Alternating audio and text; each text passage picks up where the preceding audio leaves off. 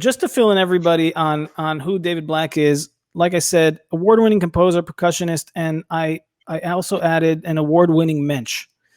For those of you who don't know what a mensch is, it's a man of honor. It's like one of those Jewish, Yiddish type words, and it's a man of his word, a man of honor, and like one of those guys that you'd want your child to marry. Um, and If I had a child, I'd want them to marry Dave.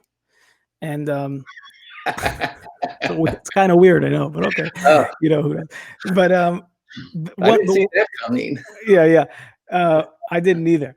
Well, one of the things that I think everyone who knows you, Dave, can agree on is that no matter who you are, where you're from, and where you are located in your music career or in any career, you're one of those people who always shows up for people. And when you do show up, you show up with a smile and you show up with a good thing to say. And, I think that's kind of, that's a part of the backbone of who you are. And everyone who knows you thinks that about you. You've had, you're also, besides being this incredibly accomplished composer and percussionist, you've had your work published all over the place. Now, is this true that you're also the most published percussion author in the world? Probably. Okay. Yeah. Well, I mean, okay. in terms of just the number of publications and the number of units sold, which is probably 2 million copies or more when you total everything together. So yeah, it's a lot, but there are a lot of wonderful, great selling authors out there and stuff who have contributed to the literature just as heavily as I have and stuff. And so they need to be recognized for their efforts as well. So. Absolutely. Yeah. Okay. Well, anyway, can we ordain you as the top one? You'll get the Ronny W award for the most published. I don't know if that means anything to you at all. You could say how about one of the top, and that way we're not leaving anybody out. Okay, good. See, you got Dave Black in a nutshell, everybody. Until recently, you've also been a top executive at Alfred Music, which is the world's leader in music education materials and books and materials, all that. And but here's a couple of things that I really want. The reason why I had you come on the show, Dave, I told you this offline, was there are a lot of musicians, there are a lot of artists out there, there are a lot of people in general who are going through life, on some kind of path, and we're all trying real hard. We're all trying to do, to make it in one way or another, or to figure it out, or to have it all together. And there are a lot of people that do that poorly, and there are some people that do that really well, and they have a grace to them in the way in which they go through life. And you have that kind of grace that stands out. And I wanted for you to share some of that with people to see what they can hear out of it. So when you were young, you were restless. And what was the moment when you decided that you are going for a career in music?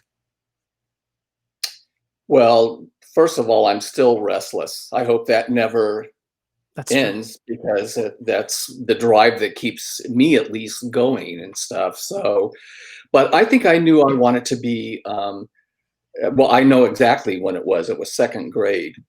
And I remember distinctly, I was living in Santa Fe, New Mexico at the time, and the marching band came down the street. We were in the audience and stuff. And when that drum line came by, whatever, just that thunderous, kind of feeling that it produced or whatever was just awe-inspiring.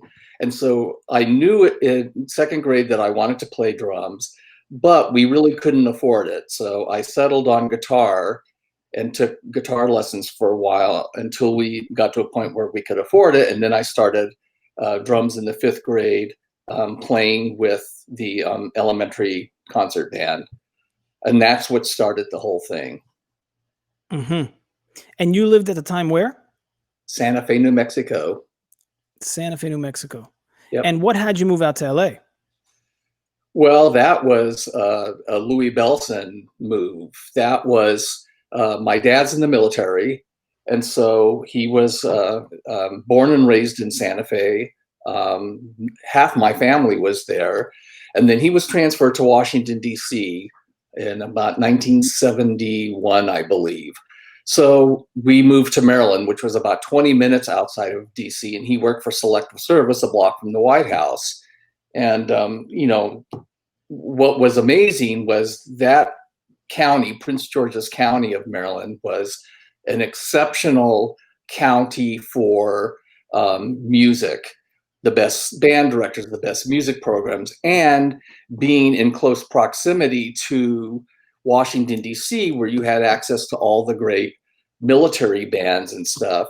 You had a lot of great teachers, you had a lot of great opportunities to study with them and to go hear live music. And so that's where it started, my love for that. And I had an incredible junior high band director by the name of Mr. Weems, who was just an amazing, amazing teacher, tough, but always present, always there at 6 a.m. to help people out, always there at 6 p.m. to do that. And the same thing with the high school program and so on. And the jazz band was kind of an offshoot of the high school called the Bowie High School Starliners. And Joe Carley, who ran that, also ran a very successful jazz music publishing company. And he also was kind of the agent for several, or the manager for several well-known jazz musicians. So we always had guest artists, on those concerts and stuff. We had the big swing-ins, which were the yearly jazz kind of festival concerts where a big major artist was brought in to play with the band. And luckily for me, at 16, about a month before my 17th birthday, Louis Belson, the famed jazz big band drummer, was the guest that particular concert. And that particular night, or those 3 days, changed my life really forever. And I can go on. I mean, part of it is the person himself. Louis is one of the kindest, or was one of the kindest, most approachable, most giving people I had ever met in my life. And to tell you just how unique he was given the choice at the time that he could either stay in a hotel or stay at the kid drummer's house. And he immediately said, "No, I want to stay at the kid drummer's house." No kidding. And I thought, wow, that's strange. I had 3 younger brothers and sisters. My mom and dad were there. You had a house with a dog, a cat, and he wants to stay with the kid drummer. And that told you a lot about the person right then and there.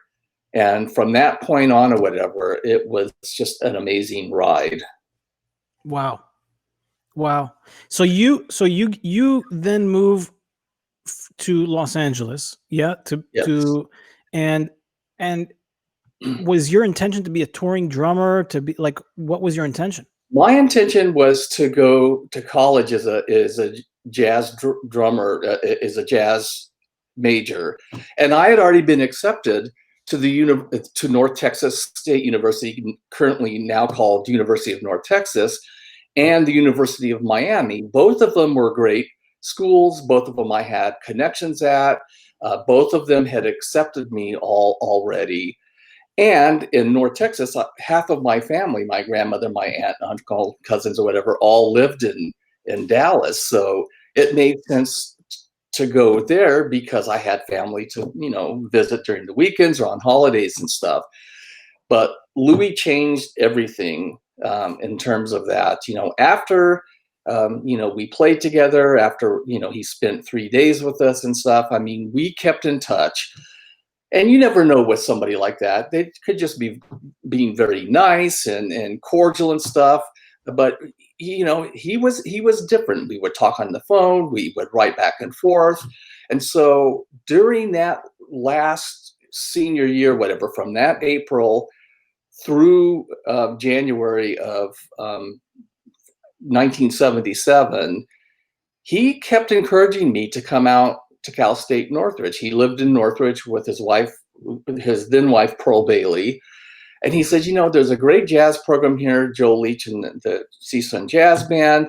He says, I live in Northridge, you can study with me, and so on and so forth. And I took the leap of faith. I mean, my parents were like, well, is he really going to do all that stuff, or is he really just kind of being a nice guy? But at 18, I had nothing to lose. If it didn't work out, I could go back to plan A or plan B. But something told me it was the right move to make.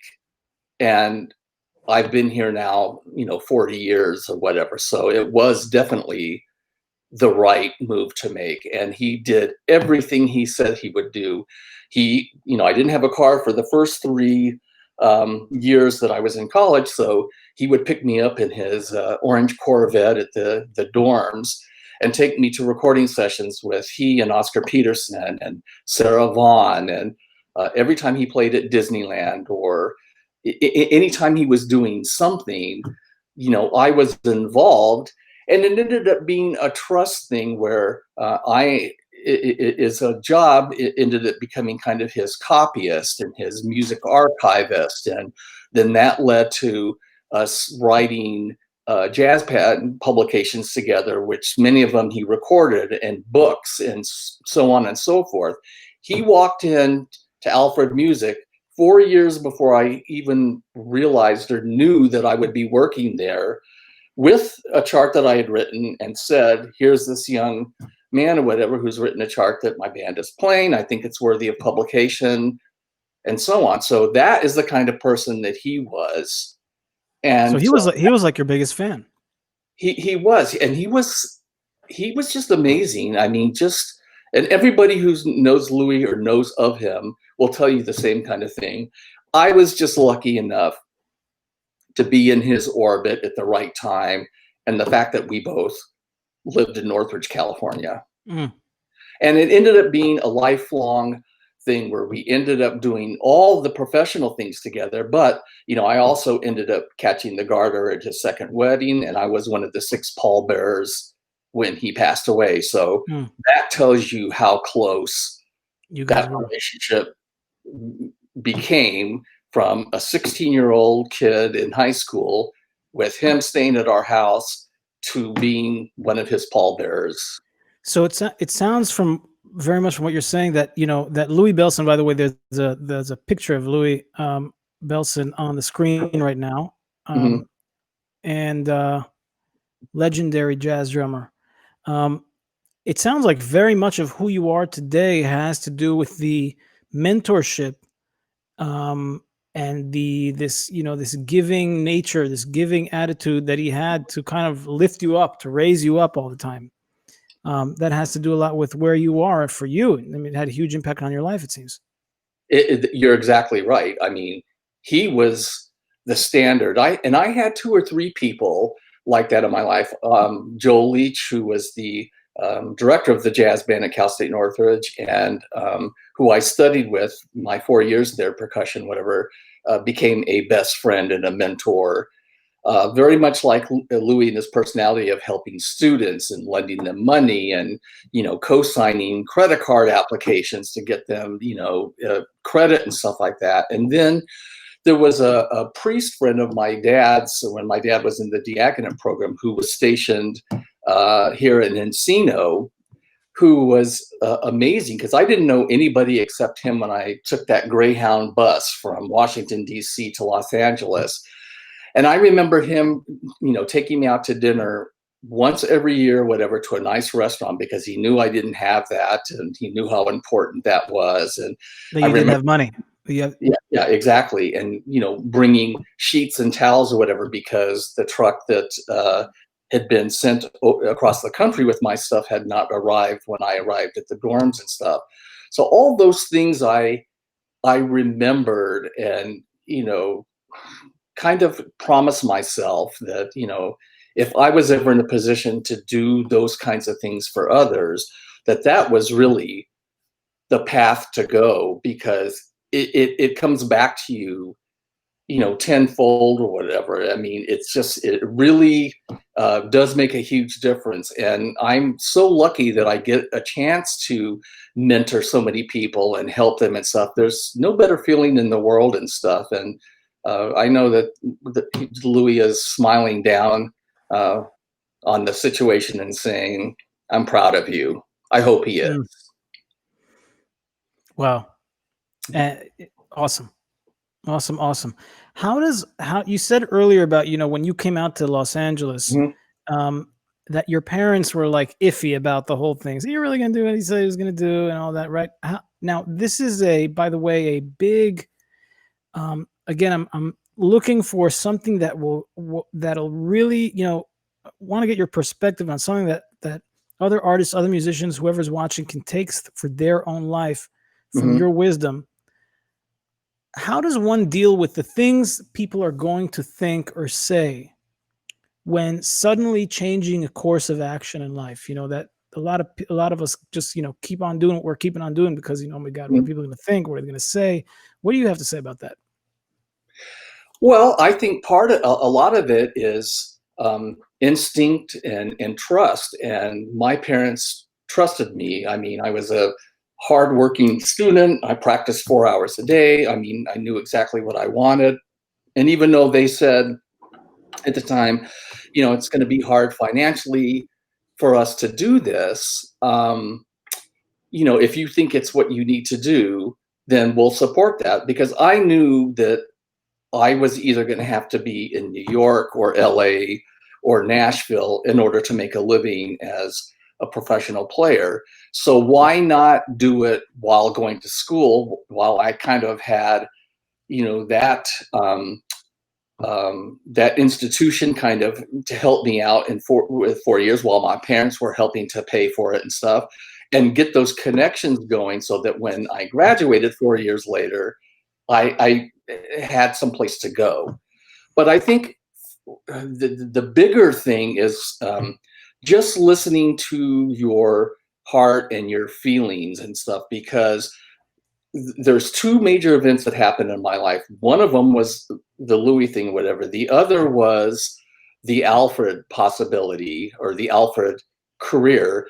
And both of them came about because I was open-minded. I listened to what my heart and my brain were telling me, whatever, and I wasn't afraid to take the chance and move in those directions. Because again, if you're single and so on, you don't have, what do you have to lose? I mean, you may lose a little bit of time, but at least you've done it and crossed it off the list, and you don't have to wonder, did I make the right decision? It's never too late to turn around and change course. So when you talk, so when you're talking about the Alfred thing, you mean we're talking again about Alfred Music, the world's leader in in music education, and That's so correct. you were on the road, you were doing your thing as a player, as a drummer, as a percussionist, as a player, I was. and then suddenly this opportunity comes and you take like a hard left turn towards being in kind of in that world. Right? Yes. Yeah. And what did you have to deal with in terms of what had you say yes to that world and take that opportunity on? Well, I think for me, part of it was just, the playing part of it is one thing. Love the playing part. I mean, that's what we all aspire to do and love to do, whatever. What I didn't like after so many years was just the toll that traveling around the world took in terms of, you're on the road for 4 or 5 months or whatever, and it's this constant, city to city or country to country kind of thing. And although it sounds romanticized and stuff when we're talking about it now, it's it's a hard life or whatever. You start to miss your friends and family at home and stuff. But the biggest problem is that you're kind of out of touch when you leave home and you're gone for 4 or 5 months or whatever. You get back and whatever, and you're trying to reestablish those contacts and stuff. And I think people just, you're not in town enough for them to believe, long enough for them to believe that you're really going to be sticking around for a long time. So it's like, why give you a chance? Why hire you to do this or whatever when you're probably going to end up going out on the road again? And so that lifestyle just got old to me and tiring or whatever. I just was tired of that in and out kind of thing or whatever. And so again, my friend Joel had mentioned that there was an opening at Alfred Music. And this was in 1987, I believe, January of 87. And I thought, okay, it's music related. It'll get me off the road. It'll be working in town. I can continue, to work in town, establish myself here, let people know that I'm here, for the long haul and stuff.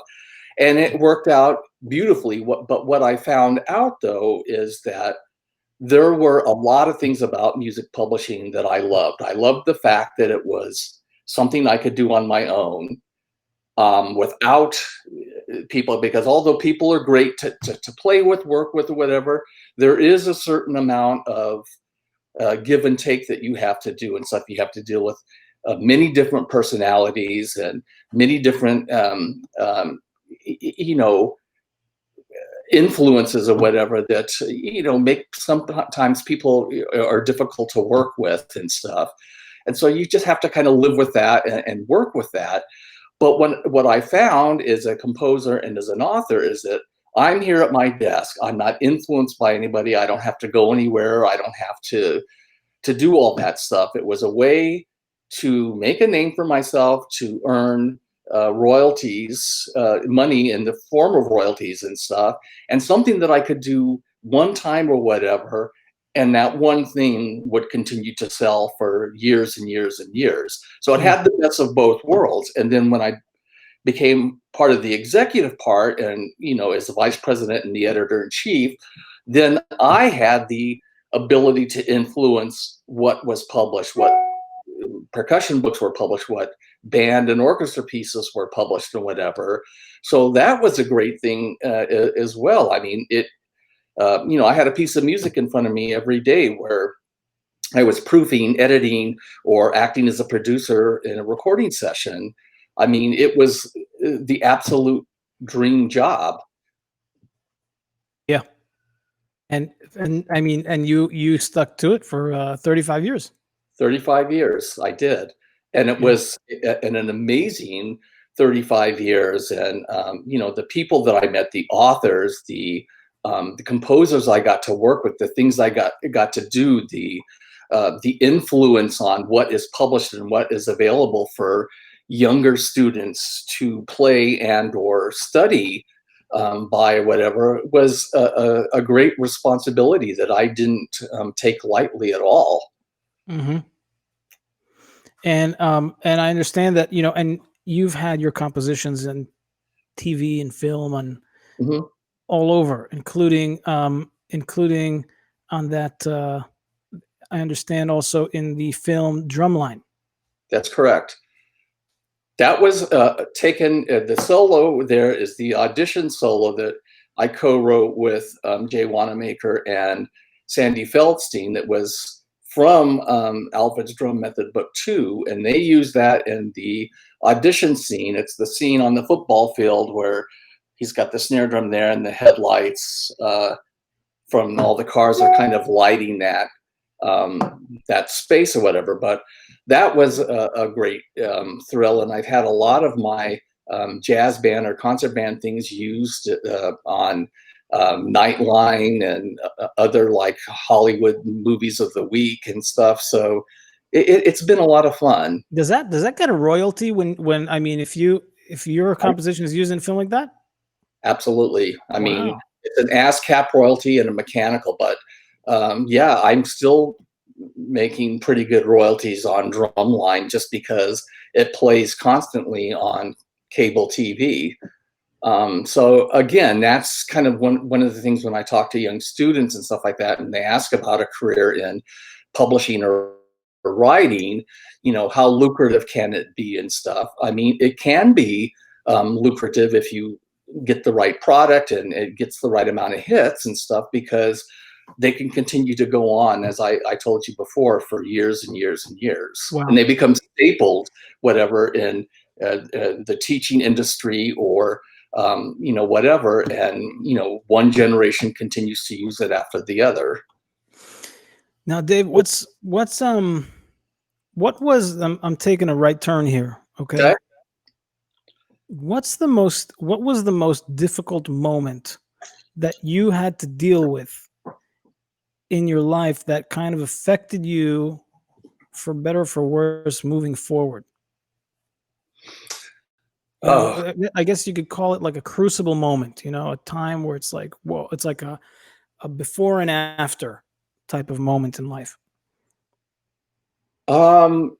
Again, I would say probably, are you talking about from a musician kind of thing, personal kind of thing? Just personally, yeah. Yeah, I think for me, the biggest moment was, again, after the last tour. I think it was, I don't know when it was, 1984, 1985 or whatever.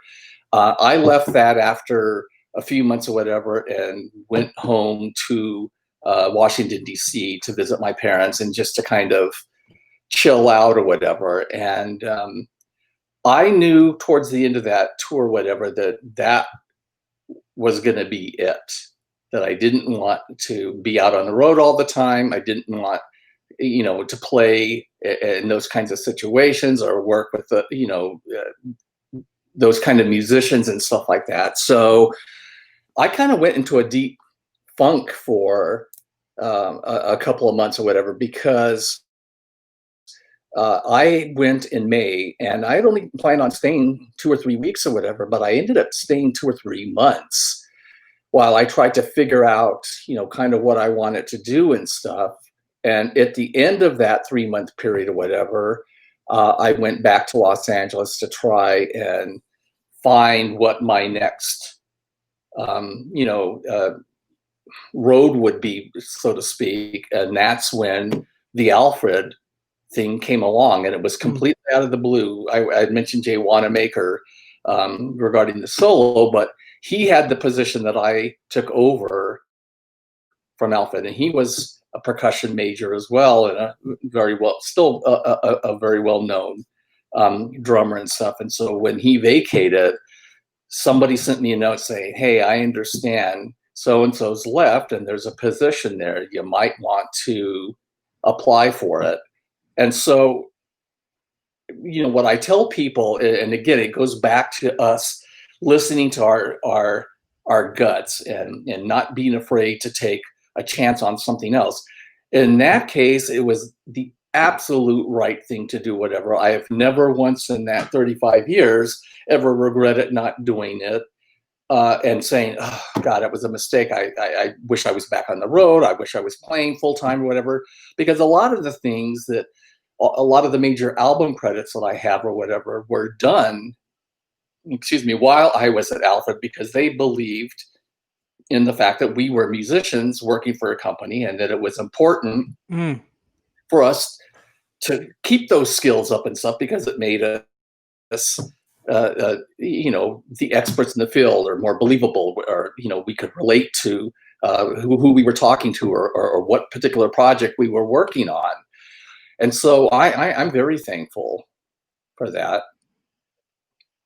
Awesome. Yeah, so I tell people, don't be afraid to listen to your inner voice. If you're feeling that something's not right, that you're tired of it, listen to that, and don't be afraid to switch directions. Nothing is permanent. That's what I keep reminding people. Nothing is really permanent. Try it, check it off your list or whatever, and if it doesn't work, there's nothing wrong with that. You found out whatever, and go on to the next thing.